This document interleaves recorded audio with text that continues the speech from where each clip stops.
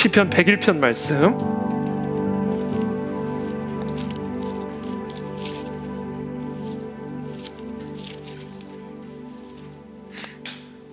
오늘도 너무 아름다운 헌화해 주신 우리 집사님 감사합니다. 아까 저한테 오셔가지고 본당이 아마 불타고 있을 거라고 제가 그러셔가지고 이 꽃을 두고 하신 말씀이었는데 정말 불타는 그런 헌화를 해주셔서 감사를 드립니다. 우리 101편 1절부터 8절까지 우리 한 절씩 여러분들이 교독하겠습니다. 저부터 읽겠습니다. 내가 인자와 정의를 노래하겠나이다. 여호와여, 내가 주께 찬양하리이다.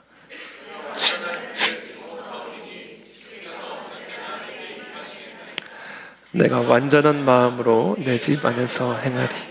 나는 비천한 것을 내 눈앞에 두지 아니할 것이요 배교자들의 행위를 내가 미워하오리니 나는 그 어느 것도 붙들지 아니하리이다.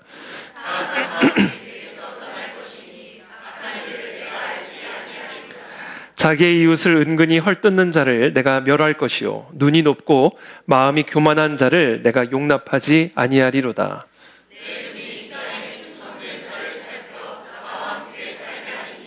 완전한 길에 나는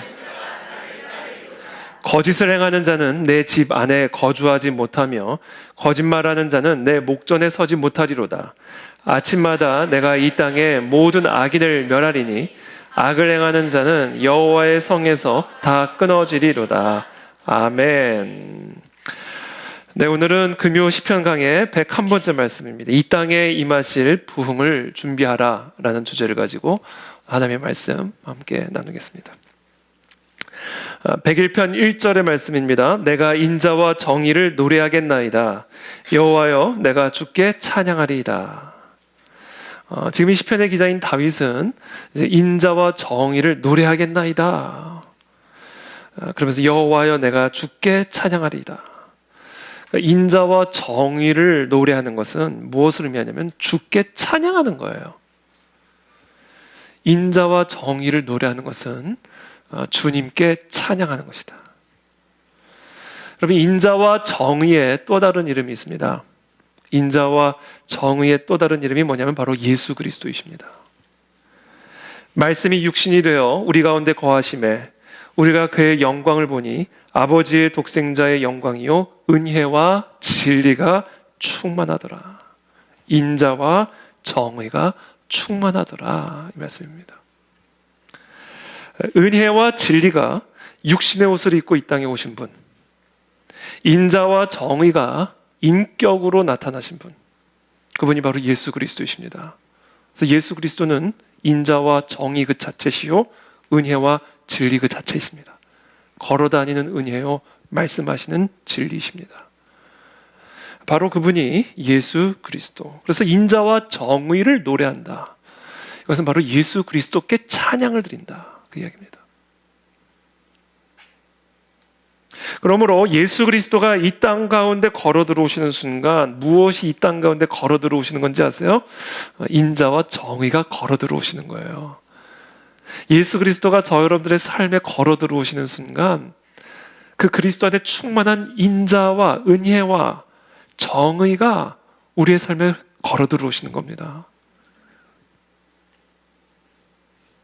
그것을 이사야도 동일하게 예언하고 있죠. 지금 다윗만 그것을 예언하고 있는 게 아니에요. 지금 다윗만 장차 걸어 들어오실, 육신으로 오실, 인격으로 오실 인자와 정의를 노래하고 있는 게 아닙니다. 이사야도 그분을 노래했습니다. 이새의 줄기에서 한 싹이 나며 그 뿌리에서 한 가지가 나서 결실할 것이요. 이새의 줄기에서 나오는 싹은 무엇을 의미합니까? 바로 이새의 아들이신 다윗을 통해 오실 예수 그리스도를 의미하는 것이죠. 그의 위에 여호와의 영, 곧 지혜와 총명의 영이요 모략과 재능의 영이요 지식과 여호와를 경외하는 영이 강림하시리니, 여호와의 영이 그분 가운데 충만하게 강림하신다.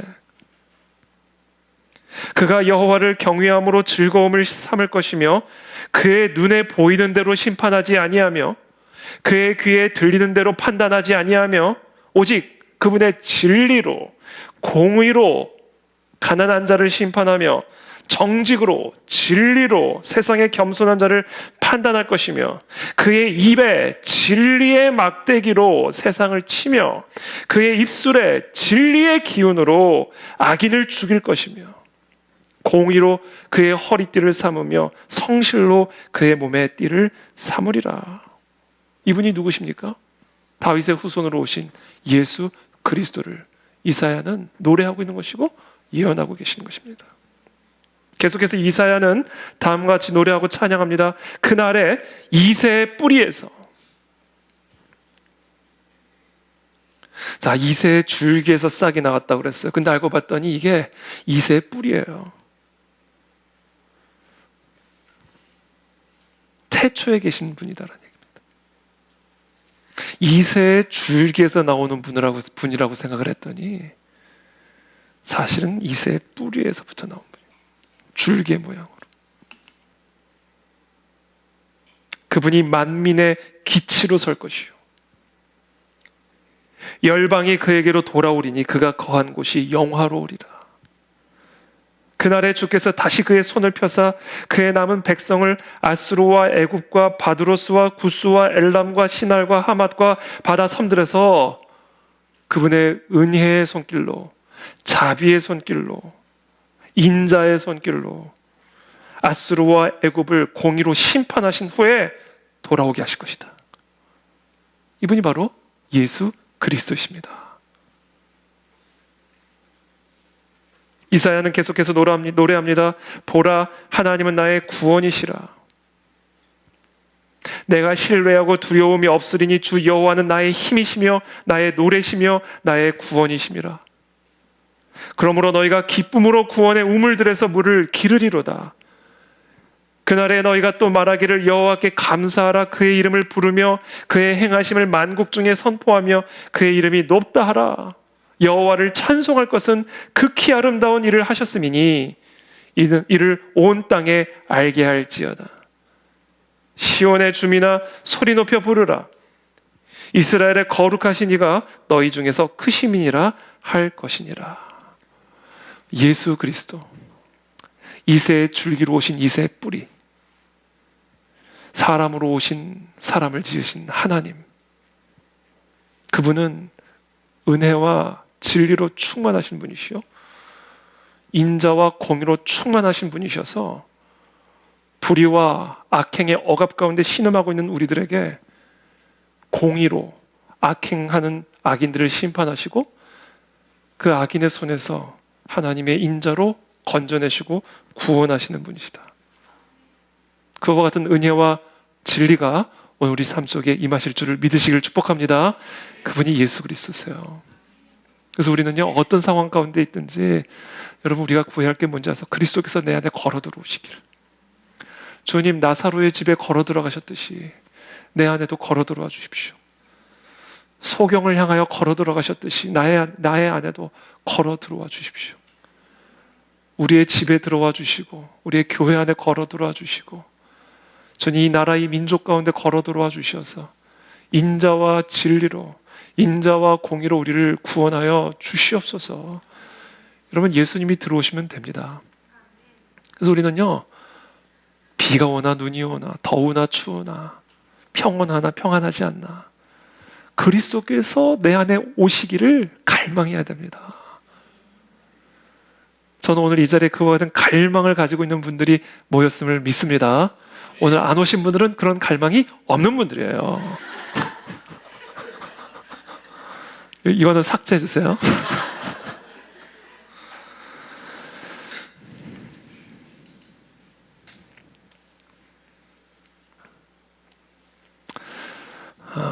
그러니까 지금 하나님의 인자와 정의를 노래하고 있는 다윗은 그 인자와 정의이신 그리스도를 노래하고 있는 거예요.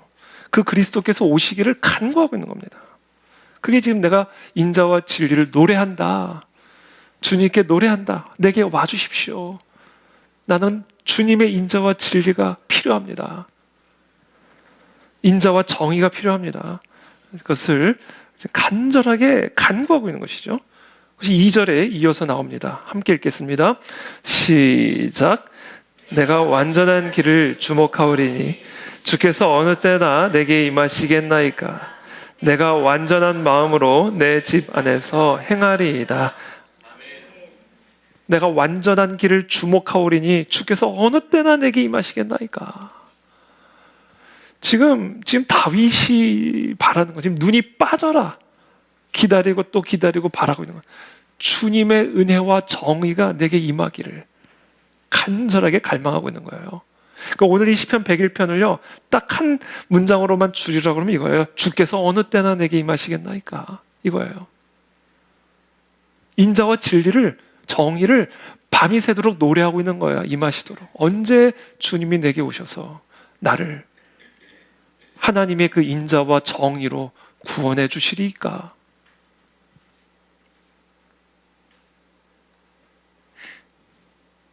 주께서 어느 때나 내게 임하시겠나이까. 이게 우리 모두의 기도죠. 그렇죠? 도대체 주님께서 언제 나의 삶에 임하시겠나이까. 주님께서 언제 나의 이 탄식을 돌아보시고 인자와 정의로 내게 임하시겠나이까. 이게 우리의 모든 기도입니다.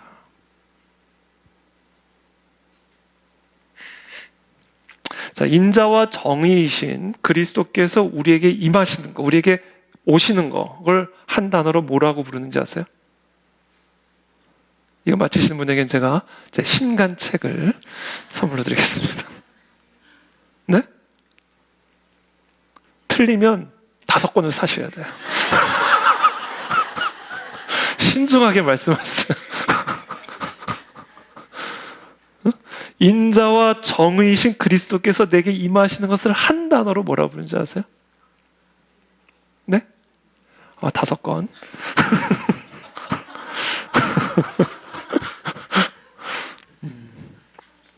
사고 싶으셔가지고 좋습니다. 부로 시작해요. 부. 그렇지, 부흥. 누가 하셨어요? 제가 다 말씀을 드린 거라, 반을 말씀을 드린 거라 반만 드릴게요. 반만. 네, 제가 한 권 드리겠습니다. 선물로. 부흥이에요. 부흥. 은혜와 정의가 내게 임하시는, 예수 그리스도께서 내게 임하는 게 이게 부흥이라고 부르는 거예요. 부흥. 부흥이라는 것은요 그리스도가 오신 거예요. 우리 가운데. 생각해 보세요. 그리스도가 오셨어요. 그게 부흥입니다. 그러면 다 살아납니다. 우리를 묶이는 모든 흑암의 결박들이 다 끊어집니다. 홍해가 갈라지고요. 무덤이 열리고요. 무덤 속에 들어간 자들이 살아나오고요. 예? 이새의 줄기로 오신 그 뿌리가 오면요. 생명의 뿌리가 오시면, 이 태초에 천지 만물을 창조하신 그 분이 오시면 다 살아나는 거예요. 다. 그러니까 우리는 자나깨나 그 그리스도께서 내게 오시기를, 이새의 줄기로 오신 그 뿌리가 우리 가운데 임하시기를, 이 천지 만물의 근본이신 그 뿌리신 그리스도께서 이 민족 가운데 오시고 나의 삶 가운데 오시고 우리의 가문 안에 들어오시기를 우리는 갈망해야 되는 겁니다. 그거 하나만 갈망하면 되는 겁니다, 여러분. 그분이 우리 가운데 오시는 것을 우리는 한 단어로 부흥이라고 부르는 거예요. 부흥. 시편의 기자는 지금 부흥을 위해서 기도하고 있는 거예요. 인자와 정의를 베풀어 주셔서 모든 불의와 악행으로부터 자신을 구원해 주실 것을 간절하게 기도하고 있는 거예요. 그래서 부흥은 동시에 구원이에요. 동의어예요. 부흥과 치유는 동의어예요. 주 예수여 오시옵소서. 오셔서 우리를 이 모든 불의와 악행으로부터 구원하여 주시옵소서. 우리를 이 모든 가난과 질병으로부터 구원하여 주시옵소서. 우리를 이 모든 불의와 억압으로부터 구원하여 주시옵소서. 이게 부흥입니다. 그래서 우리는 날마다 인자와 정의를 노래해야 돼요. 우리는 날마다 부흥을 노래해야 합니다. 부흥이 임해야 합니다. 저는 그 안에 진리교회가 이 부흥을 위해서 온전히 헌신한 교회가 되기를 축복합니다. 저는 이번 주간에 하나님이 놀라운 말씀을 제게 주셨어요. 너와 너희 교회와 모든 성도들은 이제 하나만 부흥운동을 해라. 부흥운동. 그 말씀을 주셨어요. 주일날 조금 더 상세하게 말씀을 드리겠지만 오늘 안 오신 분들 좀 다 나오시도록 좀 얘기를 해주세요. 부흥운동. 제가 뒤끝이 있어가지고요. 부흥운동. 부흥운동해라. 저는 이제 부흥사가 될 겁니다. 그래서 오늘 흰 양복을 입고 왔습니다. 부흥. 자나깨나 부흥.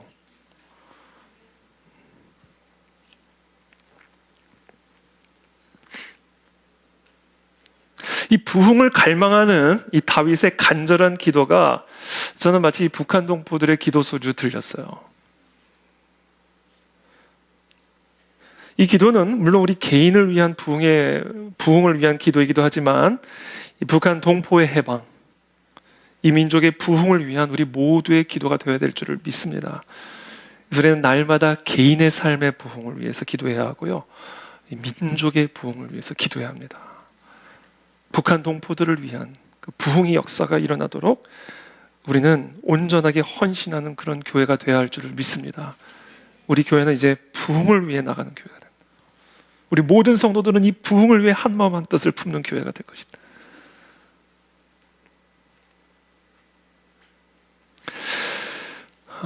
그래서 오늘 하나님이 오늘 금요 시편 이 말씀을 준비하는 가운데 이 땅에 임하실 부흥을 준비하라, 이런 말씀의 제목을 주셨어요.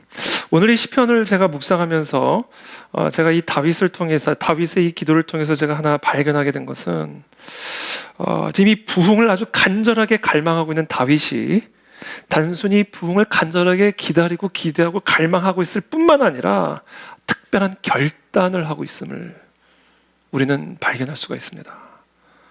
우리가 부흥을 외친다고 해서 부흥이 임하는 게 아닙니다. 부흥을 그냥 원한다고 해서 부흥이 오시는 게 아닙니다. 정말 우리 가운데 그리스도께서 걸어 들어오시기 위해서, 우리 가운데 성령의 생기, 성령 하나님의 생기가 우리 민족 가운데 걸어 들어오시기 위해서, 정말 우리 삶에 부흥이 찾아오시기 위해서 우리는 특별한 결단을 해야 합니다. 2절이죠. 내가 완전한 길을 주목하오리니 주께서 어느 때나 내게 임하시겠나이까. 내가 완전한 마음으로 내 집안에서 행하리이다. 여러분, 부흥은요, 많은 사람들이 원하고 기대하고 또 기다리고 있어요. 그리스도인들 가운데 부흥 원하지 않는 사람 한 사람도 없습니다. 근데 저와 여러분들이 꼭 알아야 될 게 있는데, 부흥은요, 원한다고 오는 게 아니에요. 부흥은요, 아무에게나 임하지 않습니다. 그리스도는 아무 사람에게나 들어가시지 않습니다. 인자와 정의이신 그리스도는요, 아무 곳에나 함부로 임하시지 않으세요. 우린 이것을 아셔야 됩니다.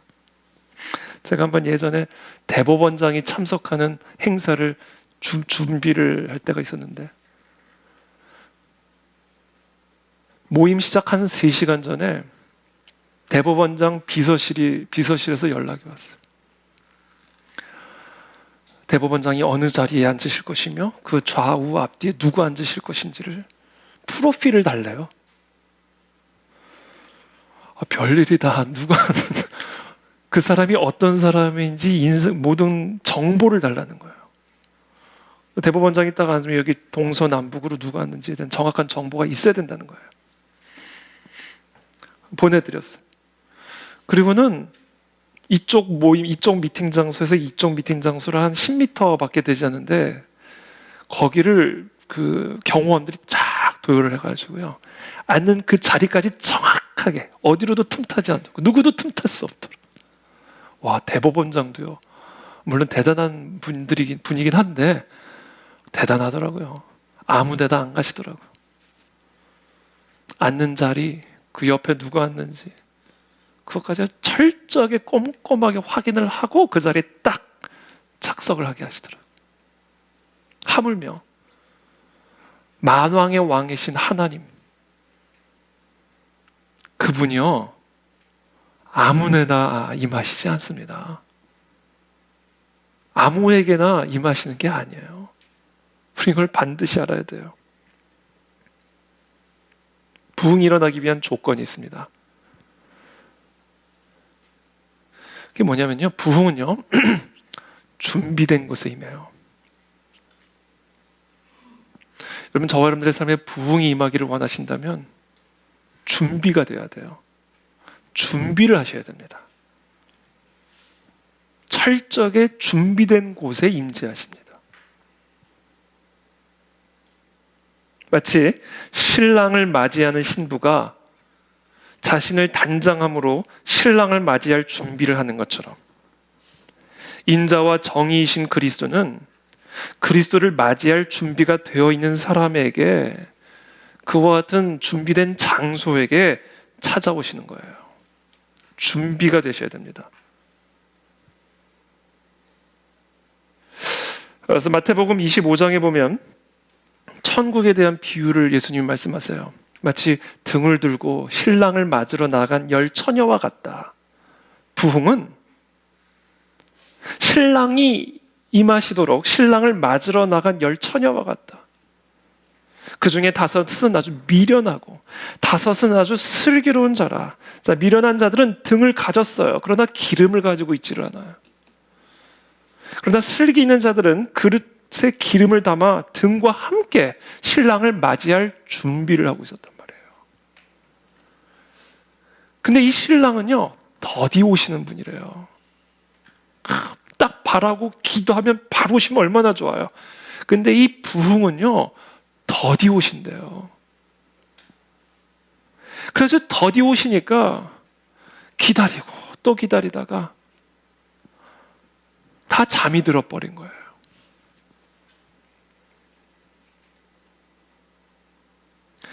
근데 갑자기 밤중에 예기치 않았던 시간에 갑자기 신랑이 오신 거예요. 그 신랑을 맞으러 나가는데 처녀들이 다 일어나서 이제 어두운 밤중이니까 등을 준비를 하려고 하는데 이 미련한 자들 안에는 등에 기름이 없어요.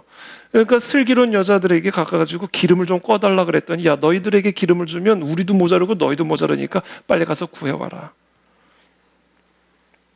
그들이 그 기름을 사러 간 사이에 신랑이 도착하신 거예요. 그리고 함께 그들은 혼인잔치에 들어가고 문은 닫혔다라는 겁니다. 그러면서 이렇게 말씀하세요. 그런즉, 이 비유가 의미하는 바는 그러니까 뭐하라? 깨어있으라. 너희는 그 날과 그 때를 알지 못하느니라. 언제 우리에게 부흥이 임할는지는 우리가 알 수가 없다. 그러니까 우리가 해야 할 일은 뭐냐? 항상 깨어서 부흥을 뭐 해야 된다? 준비해야 된다라는 거예요. 항상 우리는 예수 그리스도께서 오실 그 시간, 그 순간을 준비하고 있어야 돼요. 준비하고 있는 자들에게 그리스도는 오십니다. 이게 이 비유의 의미예요. 그러니까 저와 여러분들의 삶에 그리스도가 들어오시기를 정말로 갈망한다면, 이 민족 가운데 진짜 부흥이 임하기를 우리가 원한다면, 우리가 진짜 부흥 운동을 하는 성도가 되고 교회가 되려면요, 우리 그 안에 진리교회가 뭐를 해야 되면요, 그리스도께서 오실 수 있는 준비를 하셔야 돼요. 아무리 더디 오시더라도 언제 오실 줄 우리는 모르기 때문에, 비가 오나 눈이 오나 더우나 추우나 항상 우리는 깨어서 준비된 신부로서 부흥을 맞이할 준비가 되어 있는 교회가 되어야만 하는 겁니다.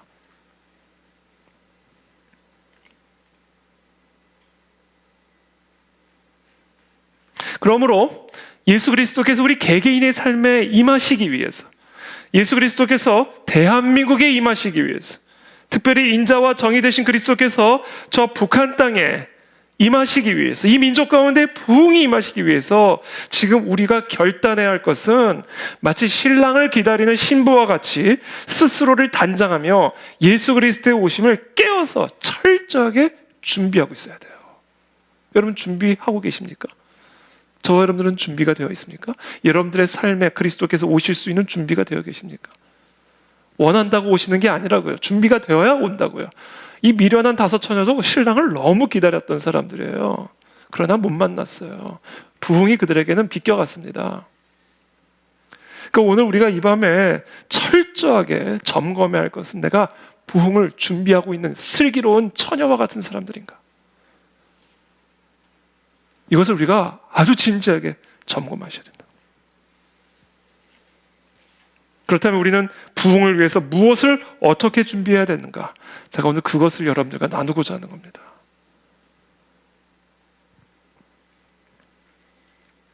지금 다윗은 부흥을 위해서 무엇을 결단하고 있는지 아세요? 세 가지를 결단하고 있습니다. 2절의 말씀이 첫 번째, 나는 완전한 길을 주목하리라. 두 번째, 나는 완전한 마음을 가지리라. 세 번째, 나는 완전하게 행하리라. 내가 완전한 길을 주목하오리니 주께서 어느 때나 내게 임하시겠나이까? 내가 완전한 마음으로 내 집안에서 행하리이다. 지금 세 가지를 말씀을 드렸지만 결국은 다윗은 무엇을 결단하고 있냐면 완전한 행함을 결단하고 있는 거예요. 행함의 완전함을 결단하고 있는 거예요. 부흥이 임하시기 위한 조건, 행함의 완전함으로 준비되어 있어야 된다는 거예요.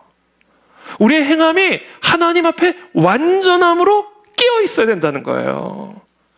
그 완전한 행함 가운데 부흥은 임하는 겁니다.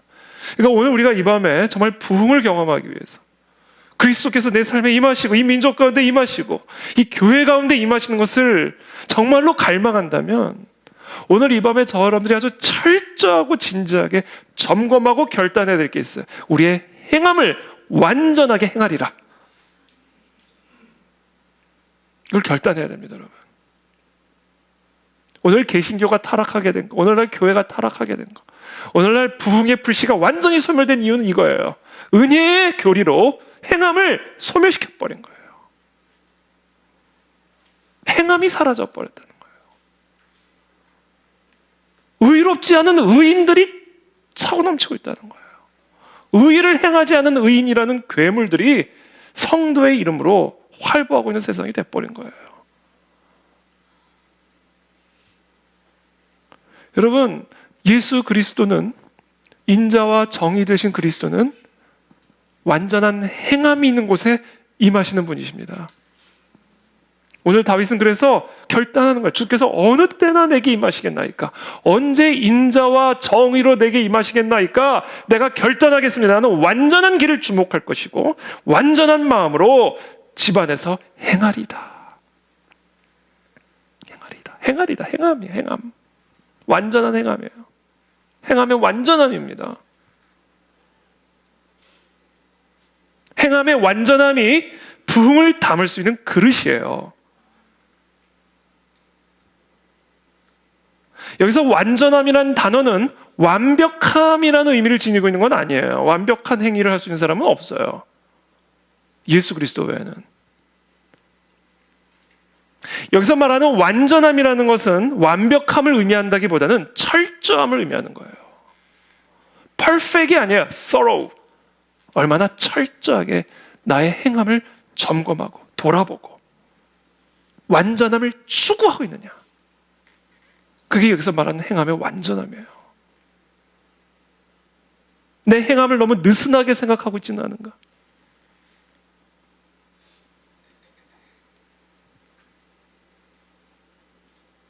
완전하게 흠이 없는 삶을 요구하고 있는 게 아니에요. 완전하게 흠이 없는 삶을 추구하고 있느냐.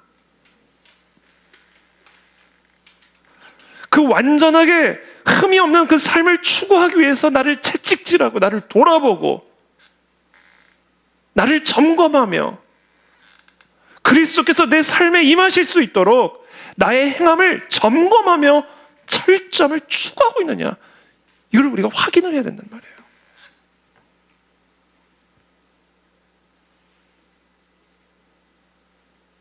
제가 어느 날 기도를 하다가 어떤 저 자신을 발견하게 됐냐면 하나님은 나를 다 보신다. 하나님은 나를 아시고 나를 다 보고 계신다. 라는 생각을 하면서 내 마음대로 살고 있더라고요. 하나님 다 보신다. 그걸 인정하는 거예요. 그걸로 제가 스스로를 안위한 거예요. 근데 내가 하나님이 다 보시는 앞에서 행함의 철저함을 잃어버렸어요. 그리고는 하나님이 다 아시죠? 하나님 다 보고 계시죠? 그러면서 저 행함을, 완전한 행함을 추구하는 것을 느슨하게 풀어놓고 있는 제 자신을 발견한 거예요. 진짜 악인은 하나님이 보시는 것도 인정하지 않고 하나님이 안 보시는 것처럼 행하잖아요. 근데 저는요, 그런 악인은 아니었어요. 하나님이 나를 보신다 생각하면서 내 마음대로 행한 거예요. 똑같은 악인이란 얘기예요. 행함을 보고 판단하시니까. 더 나빠요. 보는 걸 아는데 내 마음대로 했으니까. 이건 더 나쁜 거예요. 그걸 하나님이 어느 날 저를 딱 찔러주시는 거예요.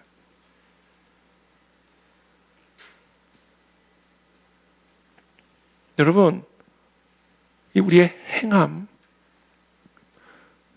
이게 부흥이 임하기 위한 조건입니다, 여러분. 이것을 부정하는 교리들은 이제 다 쓰레기통에 갖다 버려야 돼. 그게 부흥을 가로막고 있는 부흥의 적입니다. 우리의 더러운 행함 때문에, 우리의 불완전한 행함 때문에, 우리의 철저하지 않은 우리의 행함 때문에, 우리를 돌아보지 않는 우리의 느슨해진 행함 때문에 부흥이 오실 수가 없는 거예요.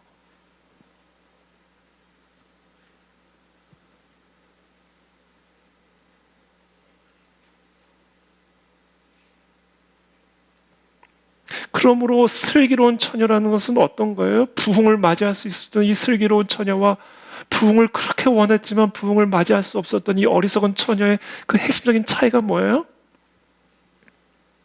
자신의 행위를 점검하고 자신의 행위를 돌아보고 자신의 행위를 흠있게 하는 미혹과 유혹을 대적하며 행함의 완전함을 위해 깨어있는 삶을 살았느냐? 아니면 그 부분에 있어서 무감각하게 잠들어 있는 삶을 살았느냐? 이 차이예요, 여러분.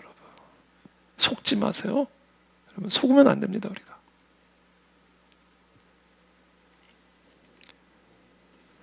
디모데후서 2장 20절의 말씀입니다. 큰 집에는 금그릇과 은그릇뿐 아니라 나무그릇과 질그릇도 있어 귀하게 쓰는 것도 있고 천하게 쓰는 것도 있나니 그러므로 누구든지 이런 것에서 자기를 깨끗하게 하면, 재료 말씀하시는 게 아니라고 제가 지난주 말씀드렸죠.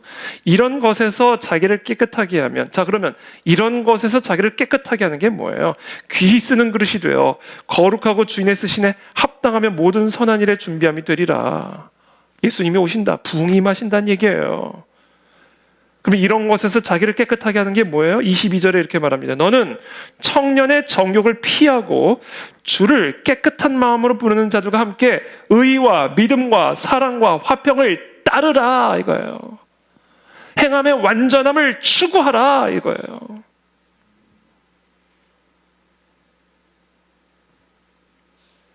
이게 부흥이 임하기 위한 조건입니다.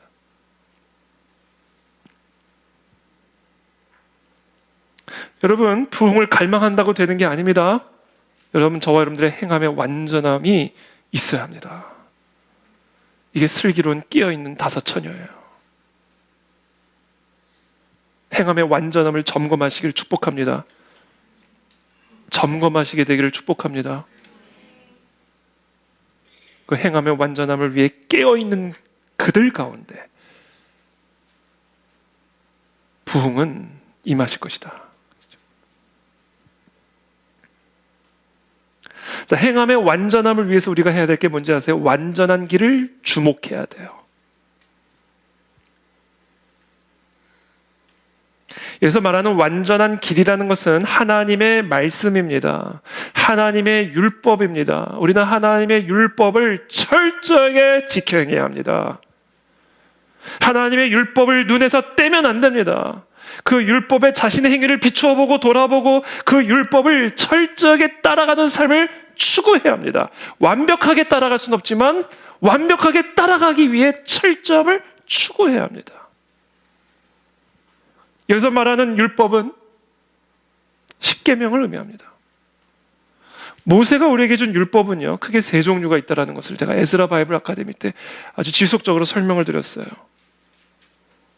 모세의 율법에는 크게 세 종류가 있어요. 십계명이라고 하는 율법이 있고요. 이 십계명의 정신을 토대로 당시 그 이스라엘 사회에 맞는 맞춤형 시민법이 있었습니다. 그 시민법들이 그 형법, 민법, 상법, 이게 다 레위기에 기록이 되어 있습니다. 그 시민법이 있어요. 이 시민법은 오늘날 우리들에게 그대로 적용될 수는 없는 거예요. 이 시민법은 그 사람들이 살아가는 문화 시대적 상황에 맞게 십계명의 정신이 적용이 되는 법이기 때문에 이 시민법은 영원불변한 법이 아니에요. 레위기에 기록된 그 시민법은 당시 이스라엘 민족을 위한 법이지 2023년 대한민국에 살아가는 우리들을 위한 법은 아니에요. 세 번째 율법이 있습니다. 그것은 바로 제사법이에요. 제사법은 이미 예수 그리스도의 십자가 대속의 피로 성취가 되었기 때문에 이거는 완전 폐지가 되고 폐기가 된 겁니다. 그것은 그림자요. 그리스도가 실체이기 때문에. 그래서 성경에서 율법이라는 것을 이야기를 할 때는 바로 이 세 가지 다른 종류의 율법을 뭉뚱그려서 말씀을 하는 건데, 오늘 제가 지금 말씀드린 우리가 지켜 행해야 할 율법은 이 세 가지 율법들 중에서 십계명을 의미해요. 십계명은 영원불변합니다. 십계명은 영원불변한 법이에요.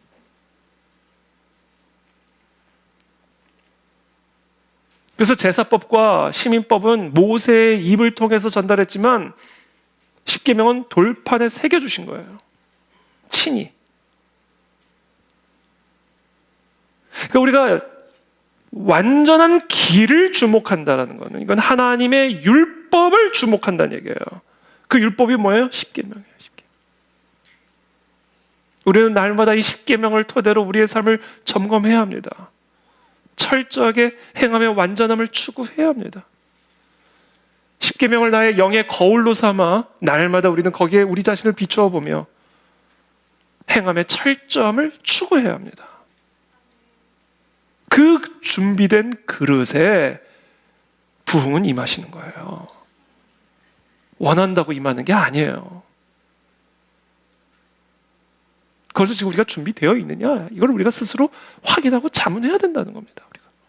한국 교회가 그렇게 부흥을 노래하고 있지만 한국 교회가 바로 이와 같은 행함의 완전함과 철점을 설교하고 있고 노래하고 있고 기도하고 있느냐? 점검해야 된다는 얘기예요.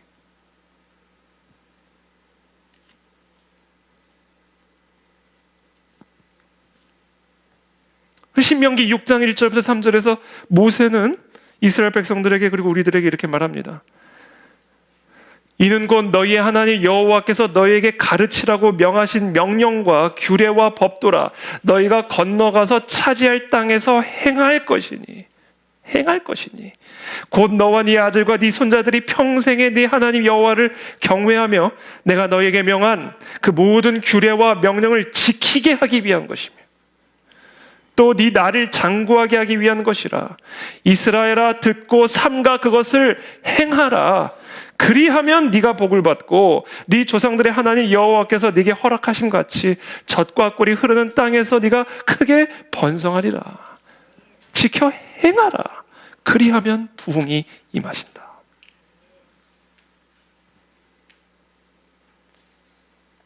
학개 선지자는 다음과 같이 이스라엘 백성들을 향하여 말합니다. 그러므로 이제 만군의 여호와가 이같이 말하노니 너희는 너희의 행위를 살필지니라.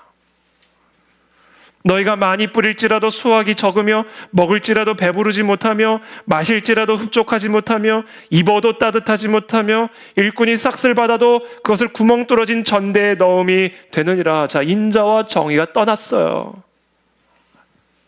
아니, 일꾼이 일을 했으면 싹쓸 받아야 정의죠. 일꾼이 일을 해도 싹쓸 받지를 못하는 거예요. 설령 싹쓸 받아도 구멍이 뚫어진 전대와 같다라는 거예요. 아니, 먹었으면 배가 부르는 게 정의죠.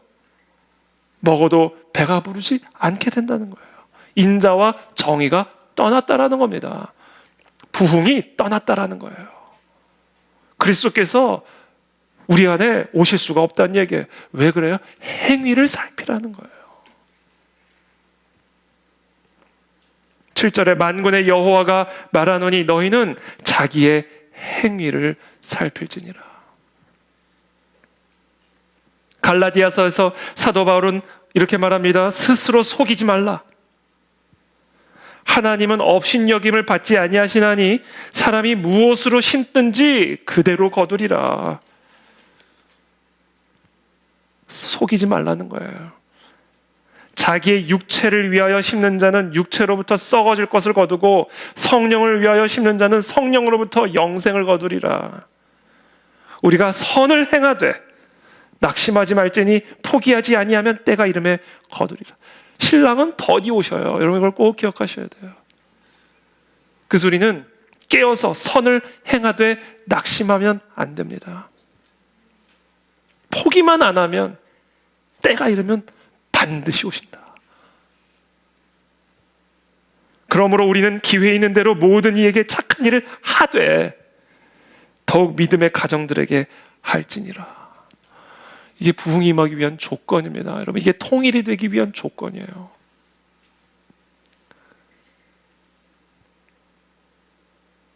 인자와 정의이신 그리스도께서는 행위의 완전함을 위해 준비하고 있는 깨어있는 사람과 그들 모임 가운데 임하시는 것입니다.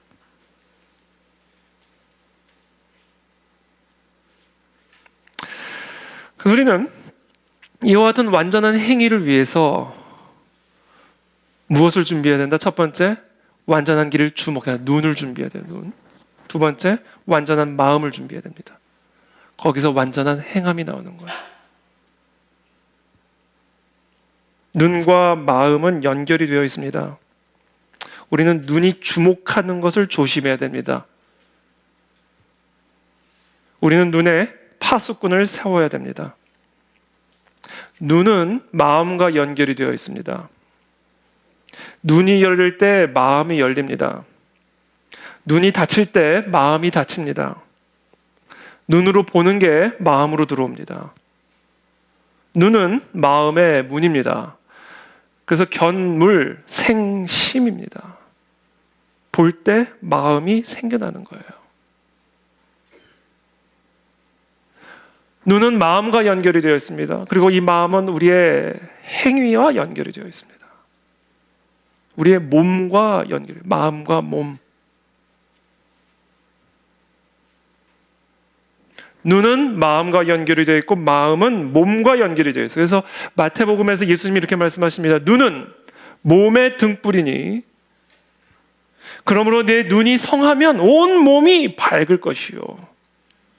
눈이 나쁘면 온 몸이 어두울 것이니 그러므로 네게 있는 빛이 어두우면 그 어둠이 얼마나 더하겠느냐. 눈을 조심해야 돼요. 그래서 오늘 사도 다윗은 이 부흥을 간절하게 갈망하면서 다음과 같은 결단하는 거야. 나는 완전한 길을 보겠다. 내 눈을 완전한 길에, 온전한 길에 주목하겠다. 거기서 완전한 마음이 나오는 것이고 거기서부터 행함의 완전함이 나와 부흥을 맞이할 수 있는 그릇으로 준비가 될 수 있기 때문이다. 그 얘기를 오늘 다윗이 하고 있는 겁니다. 눈을 조심하는 것에서부터 부흥은 준비되어집니다. 눈이 열릴 때 마음이 열리기 때문에 그래요. 그래서 우리는 그리스도께서 우리 가운데 임하시고 이 민족 가운데 임하시고 우리 교회 가운데 임하시기 위해서 오늘날의 모든 성도들은 완전한 길에 주목해야 합니다. 우리의 두 눈이 하나님의 말씀에 집중이 되어 있어야 됩니다. 이 말씀이, 이 율법이 우리의 눈에서 떠나가면 안 되는 거예요. 그것이 부흥을 맞이할 수 있는 준비된 그릇이, 그릇의 준비됨이란, 부흥을 준비하는 것이란 우리의 눈이 하나님의 말씀에 집중되어지도록 준비하는 겁니다. 거기서부터 완전한 마음이 흘러나오게 될 것이고 거기서부터 완전한 행함이 나오며 부흥을 맞이할 수 있는 준비가 되는 거예요.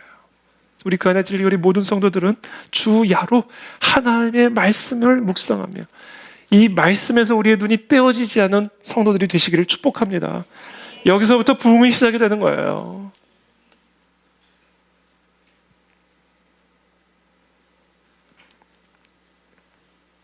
그래서 시편 101편 3절에서 다윗은 이어서 이렇게 말합니다. 함께 읽겠습니다. 시작.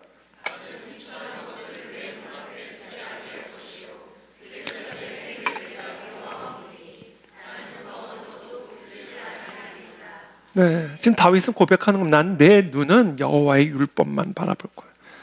주야로 하나님의 말씀만 바라볼 거야.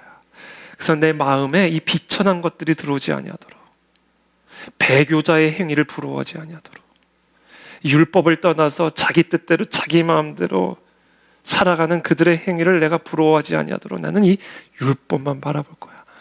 그걸 지금 다윗이 결단하고 있는 겁니다.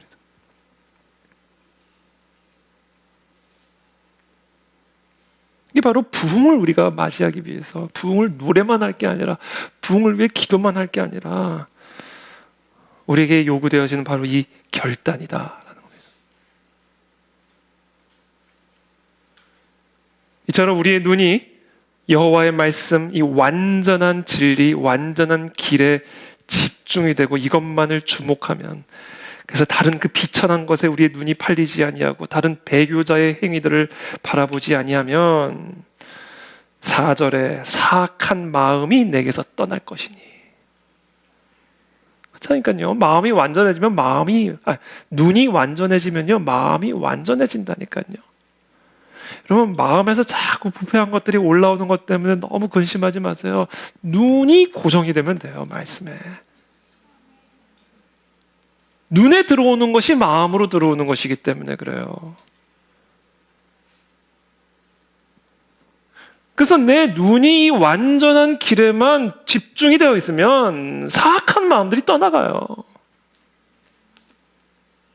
모든 부패한 마음들이 떠나갑니다. 이게 원리예요. 절대로 부패한 마음과 싸우지 마세요. 못 이겨요. 내가 내 마음을 어떻게 이깁니까?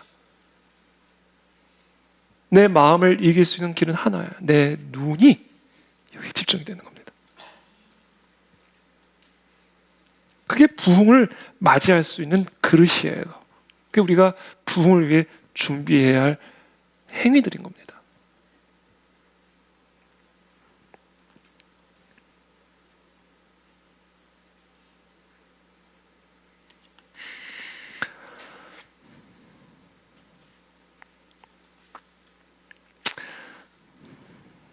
자, 이처럼 우리의 눈이 완전한 길을 주목하여 우리의 마음이 완전하여져서 사악한 마음들이 떠나가고 또 악한 그런 일을 알지 못하게 되는 그런 완전한 마음을 품게 되면요, 이제 어떤 일이 일어나게 되는가? 이제 불완전한 행위들, 우리를 더럽히는, 우리를 흠있게 만드는 행위들, 그래서 부흥이 우리 가운데 임하실 수 없게 만드는 그런 악한, 사악한, 더러운 행위들이 떠나가게 돼요.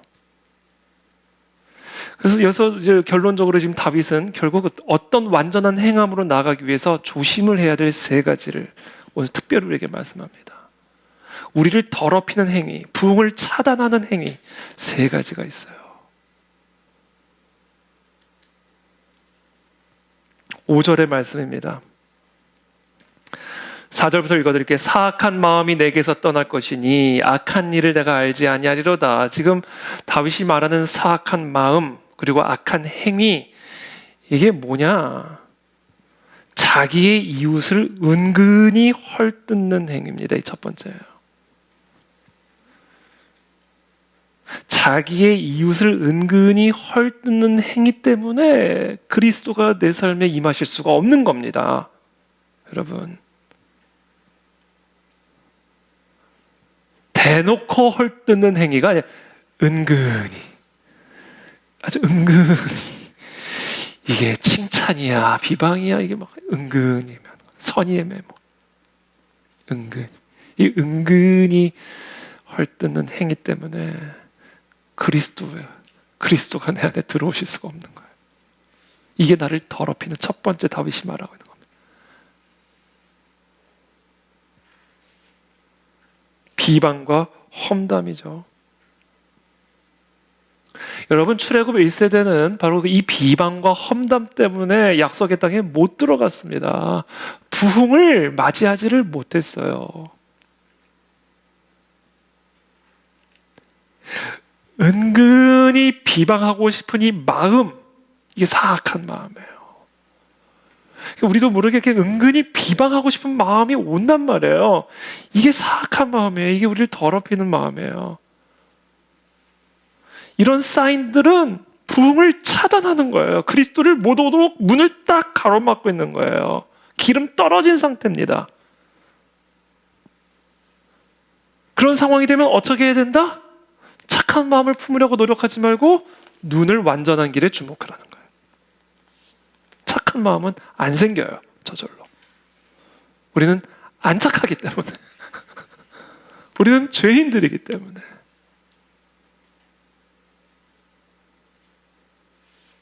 그래서 5절에 자기의 이웃을 은근히 헐뜯는 자를 내가 멸할 것이요. 이게 무슨 얘기예요? 내 안에 나를 더럽히고자 하는 이 이웃을 은근히 헐뜯고자 하는 마음이 들어올 땐 내가 그를 멸해버리겠다는 거예요. 그 멸하는 방법이 뭐라고요? 완전한 길에 주목하는 것. 내 눈을 비천한 것에 빼앗기지 아니하고 여호와의 율법에 집중한다. 그러면 은근히 헐뜯고자 비방하고자 하는 마음이 죽어요.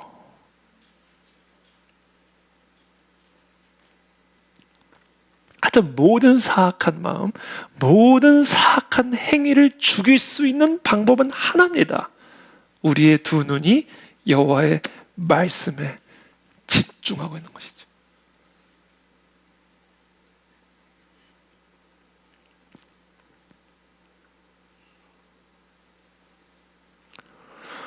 오늘 자기의 이웃을 은근히 헐뜯고 오신 분 한번 손 들어보시면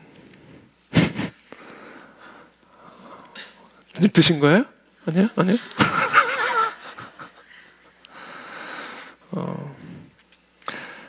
디모데후서 2장 15절 보세요. 너는 진리의 말씀을 옳게 분별하며 부끄러울 것이 없는 일꾼으로 인정된 자로 자신을 하나님 앞에 드리기를 힘쓰라. 부끄러움 없는 일꾼으로 하나님께 자기를 드리기를 힘쓰라는 거예요. 그게 어떻게 하면 그렇게 하는 거예요? 망령되고 헛된 말을 버려라 이거예요.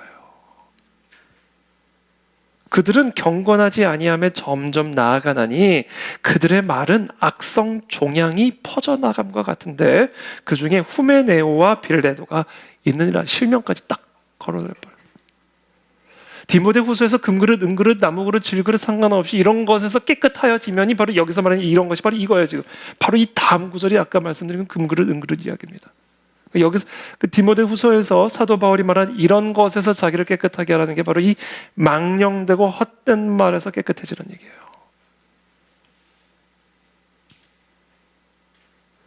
입 밖에도 나오지 않도록 싸워야 됩니다.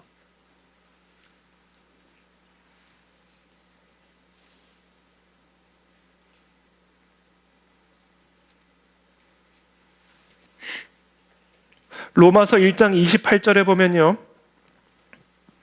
남색과 이렇게 동성애에 대한 하나님의 진노, 동성애에 대한 이 심각한 하나님의 심판과 진노에 대해 말씀하시면서 바로 이어서 뭐라고 그러는지 아세요? 또한 그들이, 자, 동성애자들을 쭉 얘기를 한 거예요.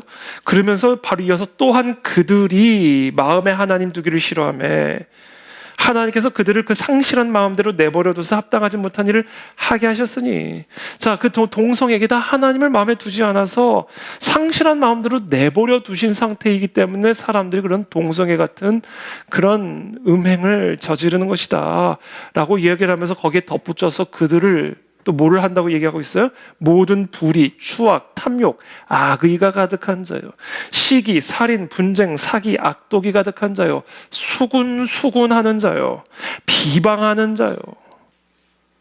여러분, 지금 사도 바울은요, 동성애의 죄와 수군거리는 죄를 똑같은 죄로 보는 거예요. 여러분, 거룩한 방파제로 우리가 막 서울시청에 나가가지고 엄청나게 그 더운 땡볕에 동성애 반대 운동하고 왔잖아요. 여러분, 우리는 이 비방과 험담을 가로막기 위한 거룩한 방파제를 서울시청에 모여서 동일하게 해야 되는 거예요. 동성애 맞고 비방 못 막으면요, 아무것도 못 막은 거예요. 동성애 맞고 수근수근 거리는 거 못 막으면요, 우리는 아무것도 못 막은 거라고요. 거룩한 방파제는요, 동성애만 막는 방파제가 돼서는 그거는 그냥 종이 조각이 아무것도 아니고 아무것도 못 막는 거예요, 그거는.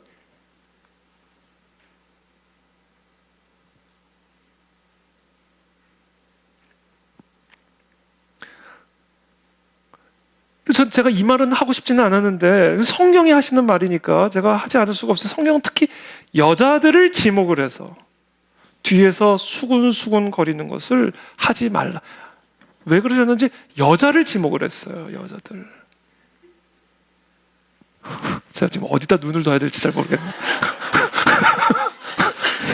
허공에다 얘기를 해야 될 것 같아요. 지금 괜히 잘못 눈 마주쳤다가는 큰일 날 것 같은데 수군수군 거리실 것 같아가지고 카메라 보고 얘기를 할게요. 네?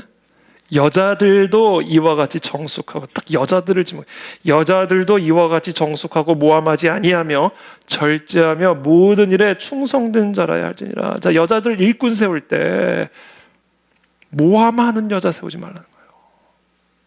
정숙한 여자 세워야 된다. 말하는 거 들어보고 일꾼 세우라는 거예요. 그 사람의 언어 습관에 대한 평판을 확인하고 일꾼으로 세워야 된다. 안 그러면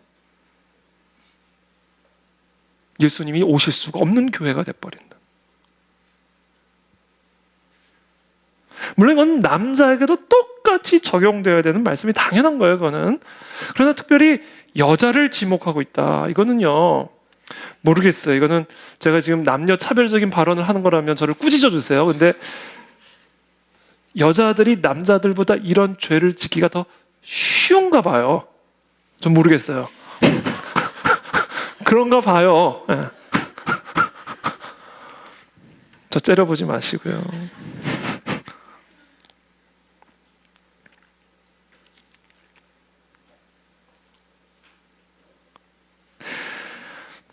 말이 많은 남자나 말이 많은 여자는 사람들에 대해서 뒷전에서 수군거리고 뜬 소문을 퍼뜨리고 비밀을 지키지 않는 일을 하지 않도록 주의해야 합니다.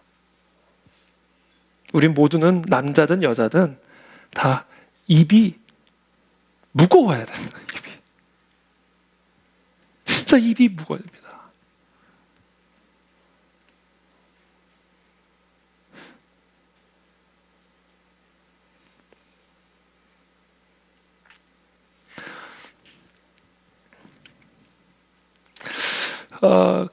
그래서 특별히 우리가 이 부흥을 맞이하기 위해서 예수 그리스도께서 우리 가운데 임하게 하시기 위해서, 임하실 수 있는 그릇이 되기 위해서 우리는 우리의 입을 조심을 해야 할 뿐만 아니라 우리 앞에서 남을 비방하는 사람들을 어떻게 다뤄야 되는지도 배워야 됩니다. 이것은 불신자가 누군가를 비방할 때, 그 앞에 우리가 서 있을 때와 그리스도인들이 누군가를 비방할 때 우리가 어떻게 대해야 되는지 좀 다를 수 있어요. 그거는 방법이 다를 수 있습니다. 기본적으로 비방과 험담을 하는 사람을 우리가 다 피할 수는 없기 때문에 그걸 어떻게 다룰 것인가를 배워야 돼요. 그 방법 중에 하나는 절대 동참하지 않는 겁니다. 대화 주제를 돌려버리는 거예요. 아니면 정중하게, 온유하게, 겸손하게 그런 대화가 옳지 않다는 것을 표현해야 됩니다. 그래서 그것이 악성 종양처럼 번져나가지 않게 막아내야 된다는 거예요. 이게 부흥이 임하기 위한 조건입니다. 고린도전서 5장 11절에서 사도 바울은 말합니다. 이제 내가 너에게 쓴 것은 만일 어떤 형제라 일컫는 자가 음행하거나 탐욕을 부리거나 우상숭배를 하거나 모욕하거나, 음행, 탐욕, 우상숭배와 모욕이요 같은 선상에 있는 거예요. 이거 가볍게 여기서는 절대로 안 돼. 술 취하거나 속여 빼앗거든 사귀지도 말라. 그런 자와는 함께 먹지도 말라. 왕따 시키라는 얘기예요. 왜? 악성 종양이 되니까, 번져나가니까. 격리해야 돼, 격리. 밖에 있는 사람들을 판단하는 것이야 내게 무슨 상관이 있으리요마는. 자, 밖에 있는 사람들 판단하는 거야 그렇다 치지만 교회 안에 있는 사람들이야. 너희가 판단하지 아니하랴. 밖에 있는 사람들은 하나님이 심판하시려니와 이 악한 사람은 너희 중에서 내쫓아라. 아주 엄중하게 사도 바울은 이야기합니다. 왜? 이것 때문에 그리스도가 오실 수 없는 교회가 되니까. 예배를 드려도 기도를 해도 부흥을 원해도 부흥이 오실 수 없는 교회가 돼버리니까 쫓아내라는 거야. 쫓아내라.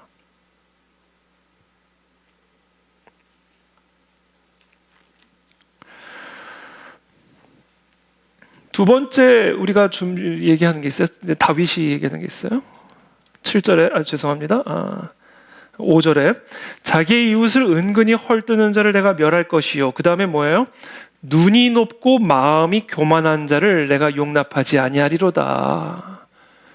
이 행위를 철저하게 제거해야 된다는 거예요. 눈이 높아지고요. 사실은 우리가 누군가를 은근히 헐뜯는 거는요, 이게 지금 우리가 다 교만해져서 그런 겁니다. 지금 내 눈이 높아져서 마음이 교만해진 거예요. 비방과 교만은 같이 가는 거예요.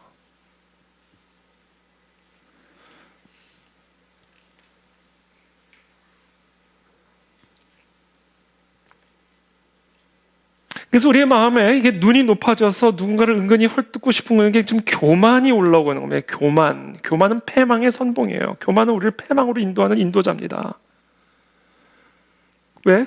그리스도가 오실 수가 없기 때문이에요. 인자와 정의가 오실 수가 없기 때문이에요.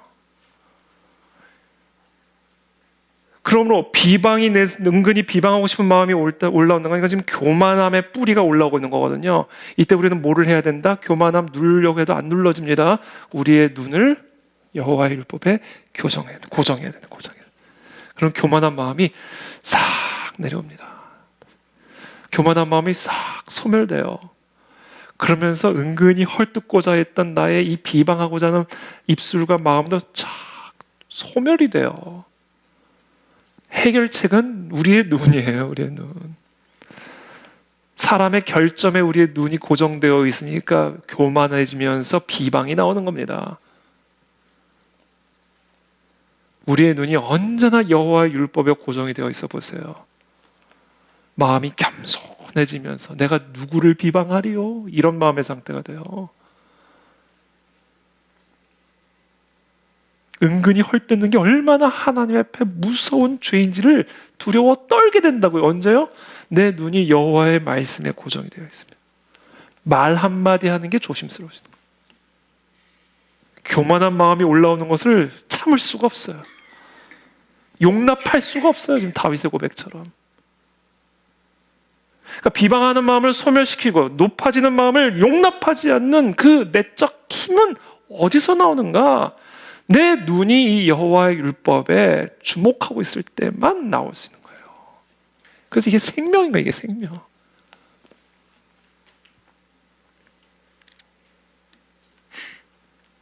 그래서 6절에 이렇게 말하면 6절에 101편 6절에 내 눈이 이 땅에 충성된 자를 살펴 나와 함께 살게 하리니 완전한 길에 행하는 자가 나를 따르리로다. 내 눈은 이 땅에 충성된 자를 살펴 나와 함께 살게. 그러니까 함께 여호와의 율법을 주야로 묵상하는 자들과 나는 함께 살겠다. 저는 그런 순 모임이 되시기를 축복합니다. 여러분, 이 순 공동체가 다 함께 여호와의 율법에 주목하는 공동체가 되기를 축복합니다. 그래서 서로 손에 손을 잡고 부흥을 준비하는 5 슬기로운 처녀들 같은 그런 순 모임들이 되시기를 축복합니다, 여러분. 그런 그 안에 질교회가 된다면 반드시 그리스도는 오십니다. 거기에 부흥의 조건이 달려있는 것이라는 거죠. 마지막으로 3번째입니다. 우리는 어떤 행함을 조심해야 되는가? 무엇이 우리의 행함을 더럽히는가? 7절 말씀 다 함께 읽겠습니다. 시작.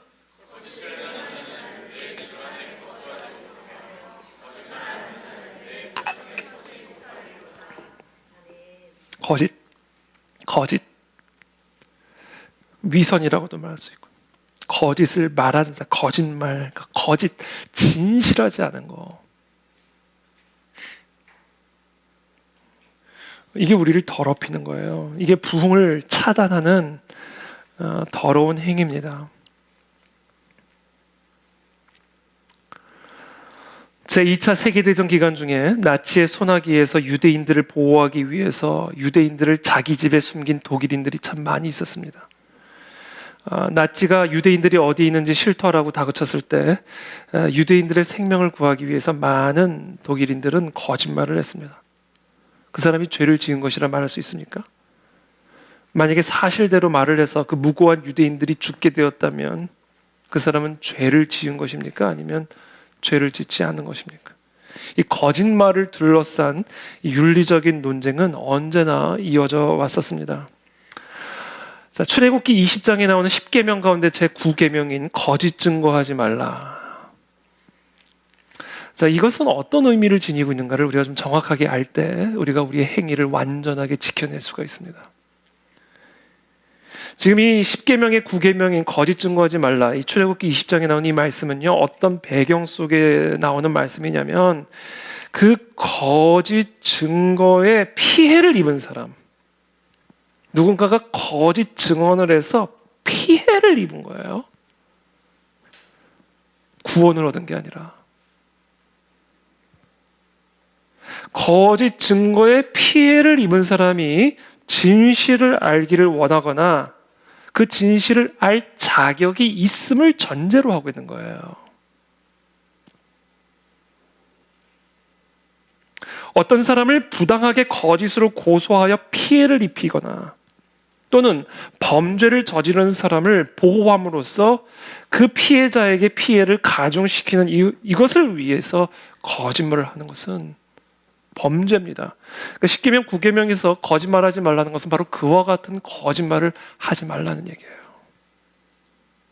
그러므로 이 10계명의 9계명인 거짓 증거하지 말라는 이 특별한 계명은 모든 형태의 거짓 진술에 공통적으로 적용이 되는 계명이 아닙니다.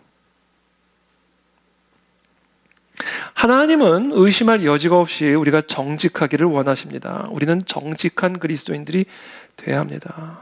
그리스도인들은 이 마음의 중심과 말이 동일해야 돼요. 그럼에도 불구하고 거짓말이 항상 나쁜 것은 아니에요.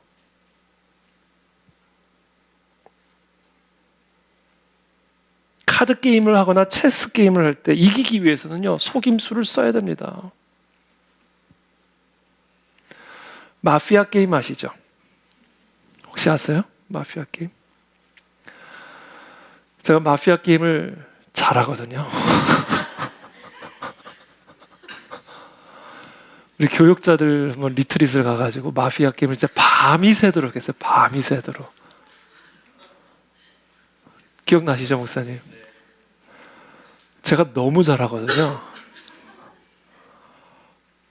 전도사님이 시험을 든 거야. 담임 목사가 이렇게 거짓말을 아니 이렇게 사람을 잘 속여 먹는 담임 목사가 있다, 이 세상에 있을 수 있나?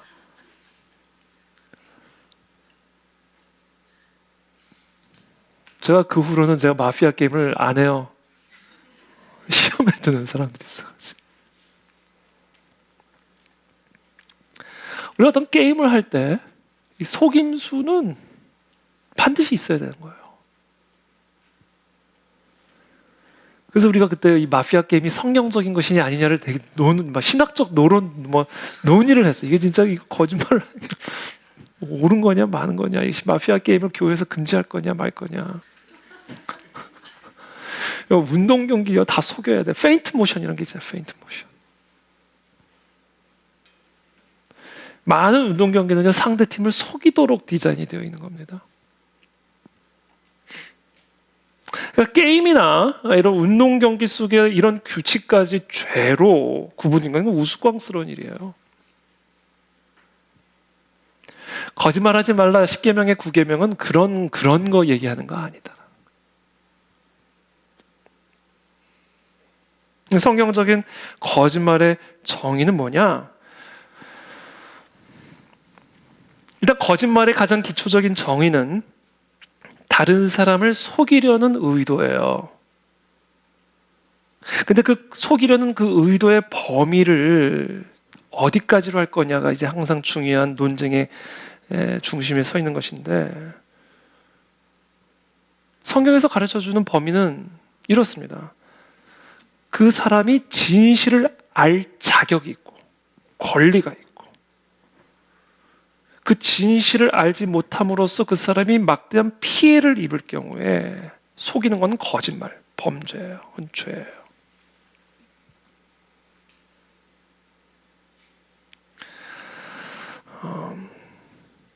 그러므로 상대방이 진실을 알 자격이 없는 운동 경기나 게임을 할 때 속임수는 허용이 되는 겁니다. 또는 전쟁 가운데 적은 우리의 진실을 알 자격이 없어. 우리 군대가 어디가 있는지, 포로로 잡혀가지고 거짓말하지 말라는 계명을 지키기 위해 우리 부대들이 어디 다 들어가 있는지 다 부는 건 죄예요, 죄. 그런 상황에서 거짓말을 하는 것은 의로운 행위가 되는 겁니다. 무고한 자를 보호하는 것이 우선이고, 적은 진실을 알 자격이 없어요. 그 자가 진실을 아는 순간 무고한 자가 막대한 피해를 입게 되기 때문에, 그런 상황에서는 그런 적에게 거짓말을 하는 것이 의로운 행위가 되는 겁니다. 우리 집에 침입한 사람들이 내 자녀가 어디서 숨어 있는지, 값어치 있는 물건을 어디에 보관하고 있는지, 그 사람들은 그것을 알 권리나 자격이 없는 사람들이에요. 그것을 솔직하게 그들에게 말해줌으로써 무고한 내 자녀가 막대한 피해를 입을 수 있기 때문에, 그때는 그 자들에게 거짓말을 하는 것이 의로운 행위입니다.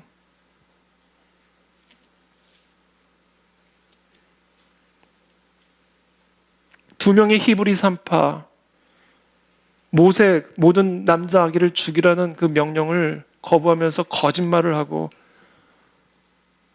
모세를 갈대상제, 모세를 받아서 결국은 살려낼 수 있었던 이 두 명의 거짓말쟁이, 그렇죠? 거짓말한 거죠.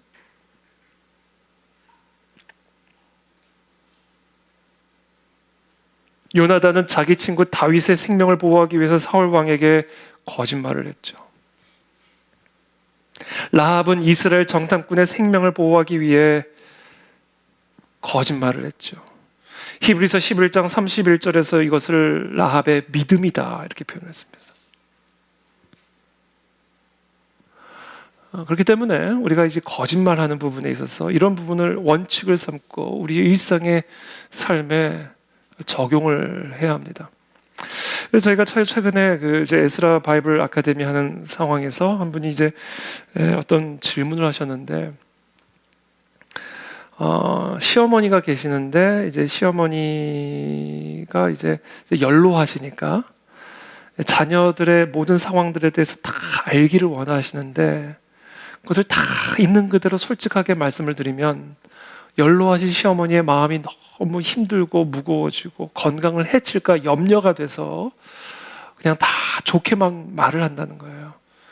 그래서 자신이 그게 거짓말인지 아닌지 그게 참 마음에 항상 찔림이 있다, 그런 말씀을 하시면서 질문을 하신 일이 있었습니다. 그래서 그때 제가 뭐라고 일단 제가 답변을 드렸냐면, 일단은 거짓말을 쉽게 하는 것은 좋지 않다. 거짓말을 쉽게 생각하는 것은 옳지 않다. 아무리 그것이 정말 라합의 경우든 또는 모세를 받아야 되는 히브리 산파의 경우든 요나단의 경우든 어떤 경우든 일단 사실과 다른 이야기를 너무 쉽게 하는 것은 옳지 않다. 아무리 연로한 시어머니시지만 그러나 그렇다고 해서 쉽게 거짓말을 하는 것은 옳지 않다. 그 말씀을 드렸고, 두 번째, 그렇다고 해서 진실을 말하는 것도 좋지는 않을 것 같다. 그런 상황 속에서는. 그런 상황 속에서 제가 하는 방법은 뭐냐? 성령께 지혜를 구한다. 그래서 그것이 거짓말도 아니고 그렇다고 해서 연로하신 어머니의 마음에 큰 어려움을 주지도 않을 수 있는, 양쪽을 다 만족시킬 수 있는 지혜를 성령께 구한다. 그래서 거짓말이 아니면서도 연로한 시어머니의 마음을 안심시킬 수 있는 그 성령의 지혜로운 말을 받아서 절제된 그런 말씀을 드리는 것이 좋다. 그것이 우리가 우리의 행위를 거짓말의 흠으로부터 지켜낼 수 있는 방법이다. 왜냐하면 바늘도둑이 소도둑 되듯이 아무리 정당한 이유로 거짓말을 하더라도 그것을 쉽게 생각하면요, 거짓말을 기본적으로 쉽게 대하는 그런 모습들이 우리 가운데 나타나게 점점 자랍니다. 바늘도둑이 소도둑 되듯이요. 선한 거짓말이요, 결국에는 거짓말을 밥 먹듯이 하는. 왜냐하면 다 합리화를 해버리면 그만이거든요. 다. 그게 결국 우리를 더럽히는 거다.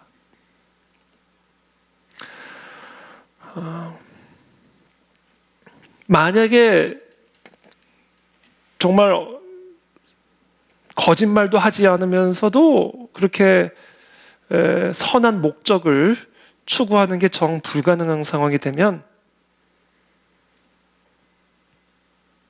침묵을 하는 게 제일 좋다. 침묵.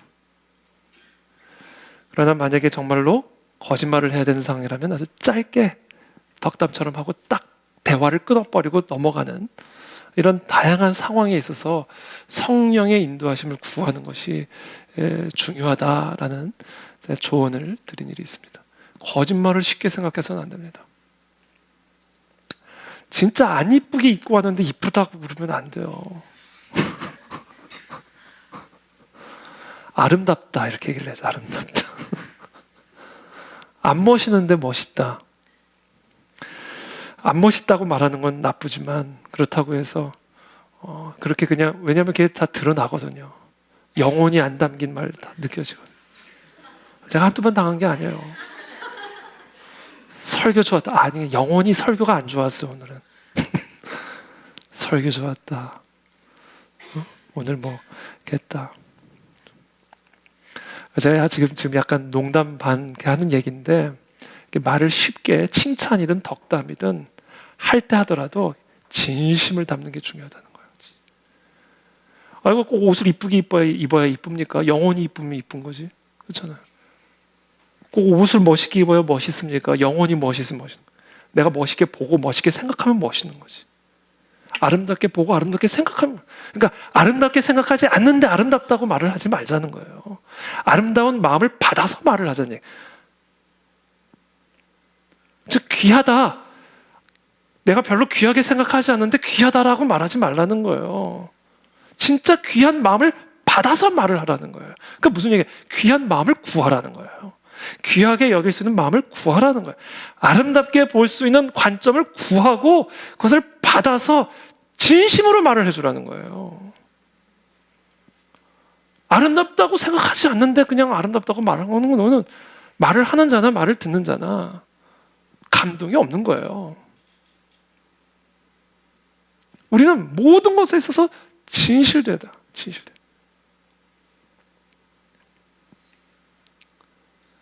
그래서 모든 것을 구하면 돼요. 받아서 말을 하면 되는 거예요. 지혜가 없으면 지혜를 구해서 지혜를 받아가지고 거짓말도 아니면서 만족시킬 수 있는 말을 할 수가 있다고요. 진짜 존귀하게 여기는 마음도 없이 하는 게 아니라 진짜 존귀하게 여기는 마음을 구하라는 거예요. 진짜 아름답게 볼 수 있는 마음을 구하라는 거예요. 진짜 사랑스럽게 볼 수 있는 마음을 구하라는 거예요. 그걸 받아서 진실되게 말을 해주라는 거예요. 짧은 말이라도 너 진짜 이쁘다, 아름답다, 멋있다, 진심이에요. 이렇게 말을 해주라는 거예요. 그게 하나님이 그 말을 통해서 그 사람에게 위로가 되고 축복이 되고 격려가 되는 겁니다. 그렇지 않으면 마음에 오히려 뭐랄까요? 씁쓸함이 있어요, 여러분. 마음에 없는 얘기 들으면 여러분 다 경험해 보셨잖아요.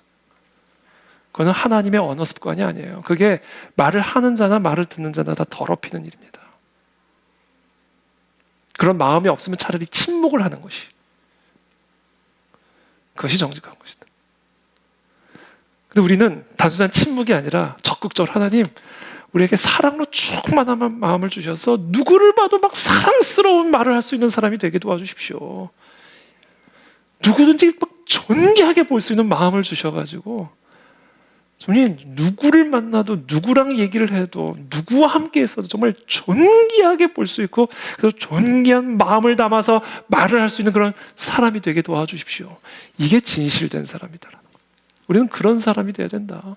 그게 우리를 깨끗하고 거룩한 그릇으로 만드는 길이다. 그냥 좋은 말 하는 사람 아니라, 그냥 이쁜 말 하는 사람이 아니라, 좋은 마음을 가지고 그 마음으로 말하는 사람. 정말 이쁜 마음을 가지고 그 이쁜 마음을 말로 담아낼 수 있는 사람. 그게 우리를 거룩한 흠없는 그릇으로 지켜낼 수 있는 언어 습관이다. 말 한마디를 하더라도 진심을 담은 말을 하게 도와주시고, 말 한마디를 하더라도 하나님의 메시지가 담겨지는 그런 말을 하게 도와주시옵소서. 그래서 저도 이제 말을 많이 하는 사람이잖아요. 항상 말을 해야 되잖아요. 그러니까 말 실수를 할 때도 있어요, 제가. 그럴 때 제가 막 회개를 하게 되죠. 내가 이 말을 통해서 하나님의 말씀을 대언하는 사람인데, 내가 이 말을 참 조심해야 되겠구나. 제가 참 경험하는 거예요. 근데 저뿐이 아니에요. 우리 모두가 다 그래요. 우리는 하나님의 메시지를 전하는 사람이 돼야 됩니다. 그러려면 우리의 말에 권위가 실려 거룩하고 구별된 말이 있어야 된다.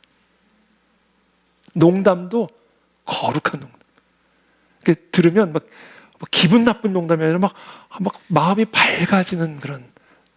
저는 유머의 영을 주십시오. 제가 기도하고 있어요. 저는 설교할 때마다 미니멈 5번은 빵빵 터지는 목사가 되게 도와주십시오. 설교가 우울하면 안 되잖아요. 저는 그래서 진짜 하나님, 저는 예수님이요, 제가 지난 금요일날도 말씀드렸지만 기쁘고 즐거운 마음으로 충만한 분이었다 제가 말씀드렸잖아요. 진짜 기쁘고 즐거운 마음이 충만하면요, 타락한 본성을 소멸시켜요. 막 나눠주고 싶으니까 이기적인 본성을 극복하게 된다고요. 그래서 사랑이 충만하게 된다고요. 기쁘고 즐거운 마음이 있으면 막 나눠주고 싶으니까 사랑 충만. 그러니까 사랑 충만, 인자와 정의가 충만한 예수님 안에는 기쁨과 즐거움이 충만한 분이었어요. 그러니까 이분이 얼마나 사람들을 즐겁게 해주셨을까, 그 생각을 합니다. 엄격한 귤이 있는 분이 아니라 기쁘고 즐거운 마음. 그러니까 예수님과 함께하는 사람들이 항상 먹고 마시고 즐겁게 웃는 거예요. 그래서 생각했어요. 예수님이 얼마나 재밌으신 분이에요. 전능한 능력으로 웃겨봐요. 기침을 해도 웃길 거 아니에요. 그래서 예수님 진짜 웃기셨겠다. 만나는 사람마다 막 너무 재밌게 막 배꼽 잡고 웃게 하셨겠다. 전능한 능력으로 사람 웃기시니까. 우리가 내가 가면 사람들이 함께 환하게 웃을 수 있는 그런 말, 기분 나쁘게 웃기는 거 말고 다 살리고 영혼을 막 소성시키는 기쁨과 즐거움의 말들을 할 수 있는 그런 사람이 되게 도와주십시오. 그런 우리가 되게 도와주십시오. 이와 같은 언어 습관이 바로 부흥이 임하기 위한 조건이다 라는 것을 오늘 우리 다윗은 우리에게 설명을 해주고 있습니다. 말씀을 맺겠습니다. 101편 8절 우리 다 함께 한번 마지막으로 읽겠습니다. 시작. 악을 행하는 자는 여호와의 성에서 다 끊어지리. 아멘. 악을 행하는 자는 여호와의 성에서 다 끊어지리로다. 그래서 제가 오늘 이 말씀을 함께 나누는데요, 여러분, 결국은 우리가 이와 같은 완전한 행함으로 나아감으로써 우리는 부흥을 맞이할 수 있는 준비가 되어지는 겁니다. 이제 오늘 결론이에요. 이제 마지막으로 결론. 그러기 위해서 우리가 뭐를 해야 되냐면 예수 그리스도의 피만을 자랑해야 된다는 거예요. 왜냐하면 우리는 언제나 우리의 완전한 행함은 있을 수가 없기 때문에, 아무리 행함의 완전함을 추구하더라도 우리는 완전함을 추구할 수 없기 때문에, 성경은요, 제가 아까 완전한 길, 완전한 마음, 완전한 행함을 말씀드렸는데, 제가 아까 그 완전함을 설명을 할 때 완벽함을 의미한다라기보다는 완벽함을 추구하는 철저함이라고 말씀을 드렸잖아요. 그 철저함을 우리가 가져야 돼요. 그러나 그 철저하다 해서 우리가 완전해질 수는 없어요.